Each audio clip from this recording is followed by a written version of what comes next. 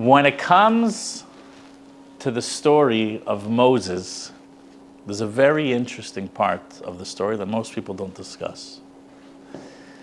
Moses was the leader that took the Jews out of Egypt. But Moses was not like everyone else. You see, Moses was never a Jew like the rest of his brothers and sisters. He was born a Jew, but was Moses a slave in Egypt? Yeah, no. He was not. Moses was not a slave in Egypt, while the Jews were literally slaves in Egypt, doing back-breaking labor. You know, it says that the Egyptians were so cruel to the Jews that there was quotas of certain bricks. You had to prepare a certain amount of bricks. And if there wasn't material, if you didn't prepare the bricks, meaning you have to go find the material on your own, go to the fields, collect straw, then you would be punished.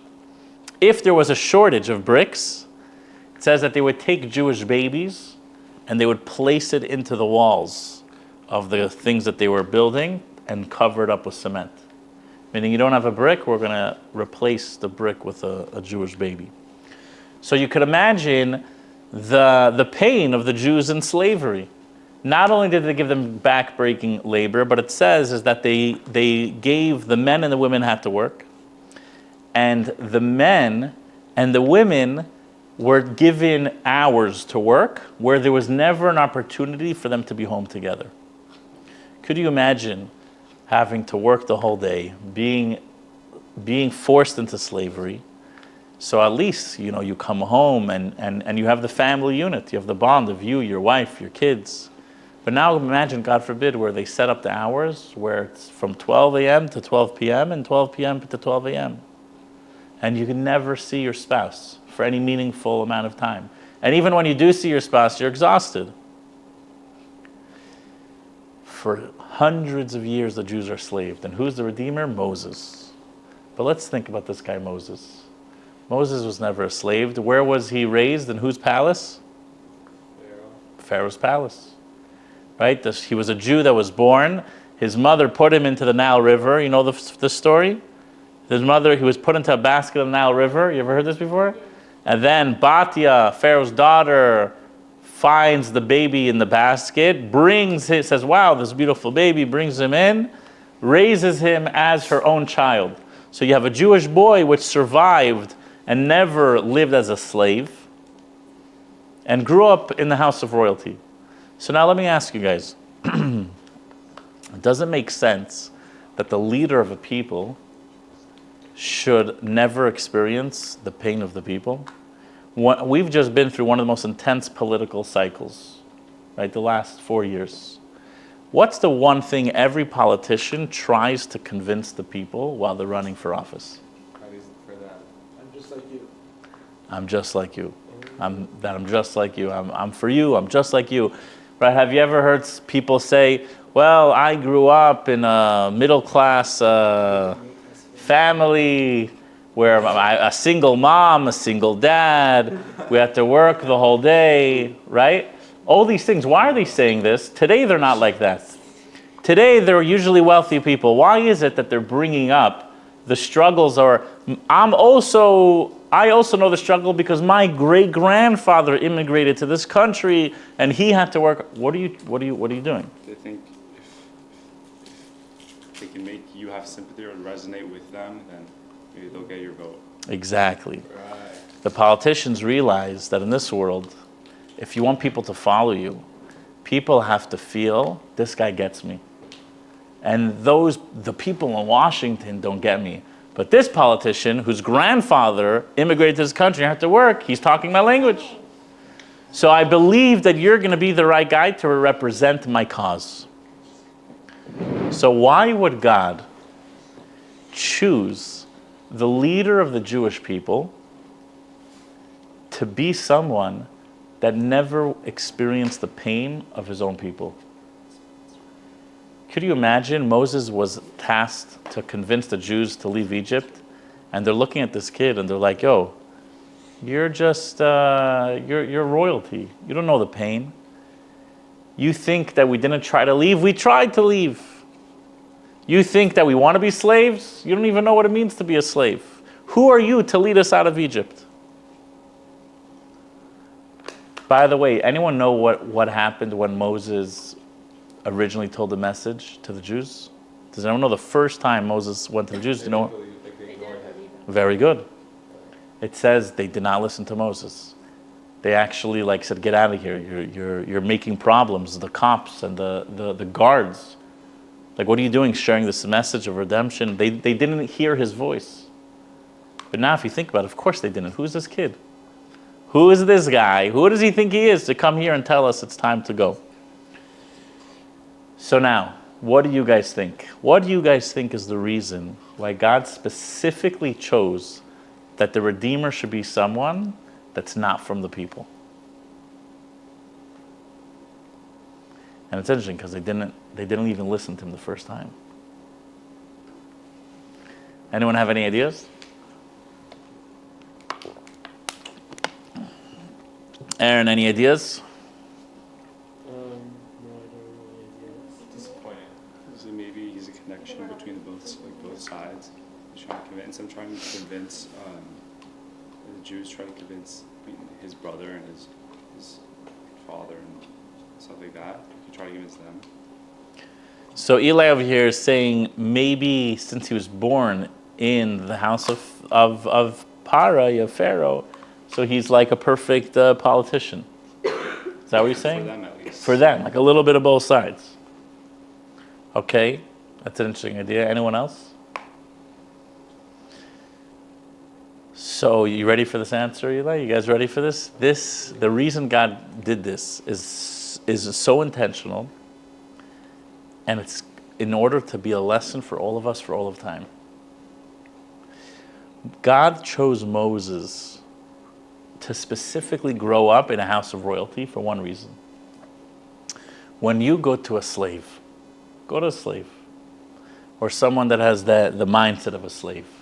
Someone that doesn't, imagine going to someone that's literally making the minimum federal wage, $7.35, and they've been doing that for 10 years. Flipping burgers for 10 years.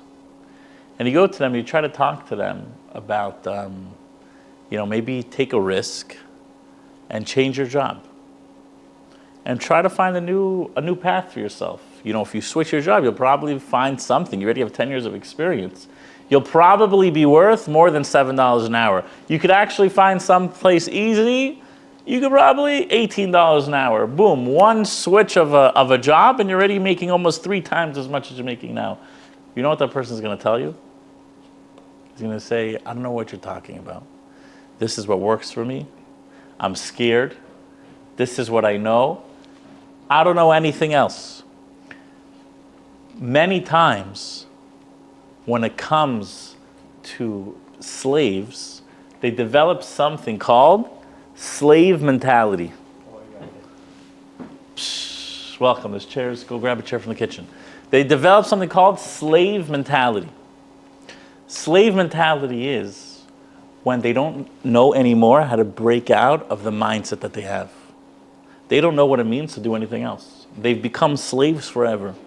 Even if they would leave the gate opened and unlocked, the slaves would say, what are we going to do? Where are we going to go? We don't know how to survive. We don't know how to do anything else. We've been doing this for 210 years. Do we know how to do anything else besides be a slave? You understand? A slave becomes so deeply entrenched in their own exile that they don't even believe that it's possible to get out. By the way, Joseph, if it's too hot, you could turn off the heater. So God's recognized that the Jews have been slaves for so long that they've become slaves in their head. And even if I let them out of Egypt, they would want to go back to be slaves, which actually happened for like a little bit. So he realized, where does the leader need to come from? The leader needs to come from the palace, from a place of royalty. Someone that knows how to think outside the box. Someone that's not stuck in the headspace of slavery. Someone says, hey guys, whoa. Let me help you dream a little bit. You haven't dreamed in 200 years. You haven't thought that you could do anything else besides be a slave in 200 years. Me? You're right. You're right. I'm not like you. I'm actually not like you. I'm not going to stand here as a politician and convince you that I've been through the same things you've been through. I can't. I've never been the slave like you've been. But what I could do is explain to you every day and every night that I have a clear vision of freedom. And I have a clear vision of how we could all leave here and start a nation anew. If you look in society today, there's a lot of people that have come to this country or that have been the slavery has been removed from them, but it doesn't mean that they haven't yet removed their own slave mentality. Sometimes people could be freed, but they don't yet view themselves as free people. They still view themselves as, I'm a victim of the slavery of the past. When a person becomes free, they sometimes still run back into the cage. This is why it's so important. God says it needs to be Moses. It needs to be someone that grew up with royalty, because he's going to reopen the eyes of the Jews to no longer view themselves as slaves. So let me ask you guys, this is obviously what we're reading this week's Torah portion. What do you think is one concept in the Jewish world today, 2025, with teens, that you think we've become tunnel visioned, we've become square-minded in our view of ourselves, of what it means, what's the ultimate possibilities of how we could grow as a Jew? Do you guys think there's any cap, there's any societal limitation on how much of a Jew we allow ourselves to become living in America in 2025? Anyone feel that? Yeah, Misha. I can say that, like, right now there's so much pressure to do well in school and, like, go to a good college and this and that. But in order to do well in school, you always have to be working. And I don't think that leaves time for an actual break on Shabbat. Wow. Powerful. Powerful. So Misha is saying, we're in today's current society, the pressure is the only way to succeed in life is if you do perfect in school. So a Jewish teen today growing up is feeling the pressure, saying, one second, I don't think actually that I could commit to my own Judaism, because I have a taskmaster that's more powerful than my Judaism right now, which is succeed.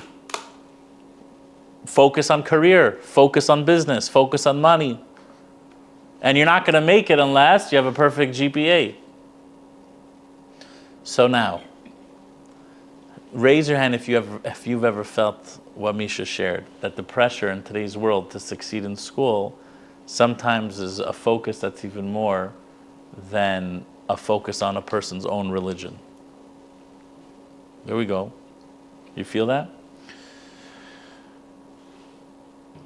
So what this teaches us is we have to have, you guys with us? Yeah. You're with us? We have to have our own Moses moment, where we have to realize, one second, who decided how I'm going to be redeemed? Where is it written that the only way that I'm going to be successful in life is if I do perfect in college? Where is it written that God could only provide with this specific path? Look, how many generations came before me? How many Jews today are providing without taking this specific path? Are there limitations to God's ability? When he says keep the Shabbos, is there a caveat that says, unless you're in high school trying to do homework? Right? Every generation a Jew is told by society, you are a slave. You must live this way. You try to break out of this, you're going to die in the desert. You think that you're not going to be perfect and be a part of all these clubs and excel and get to the best college and you're still going to make it? No way. You're going to be a slave unless you do it this way. Comes God and says, I'm sending Moses from a whole different mindset. A little open-minded. He says, one second. God is more powerful than Egypt. God is more powerful than slavery. If God wants me to be a good Jew and make money, he'll make sure that I can do both. In a few weeks, we're going to be going to Crown Heights for the Shabbaton. And guess what? There's a lot of very, very, very, very, very, very, very wealthy families in Crown Heights. It's no different than the Palisades. It's no different than Pico, and no different than Beverly Hills, where you have a neighborhood and there's nice areas and there's not nice areas. Those people somehow figured out a way to make sometimes more money than even the people living over here by still sticking to their values. So they're living proof that absolutely, if we wanted to, we could do it. We just need to recognize that there's society, and then there's the Moses energy. And the Moses energy says, I'm royalty. Royalty does whatever they want. Royalty does whatever they want. You think royalty cares about rules? Royalty says, I want to do it this way. I'm going to do it my way. A Jew is royalty. A Jew says, I'm going to become wealthy, and I'm going to make sure that I keep Shabbos. And I'm going to rest on Shabbos. And watch me, I'm going to pave the path for the students that come after me, and my children that come after me, for them to see that you could be Jewish, succeed in school, and financially make it. Any questions?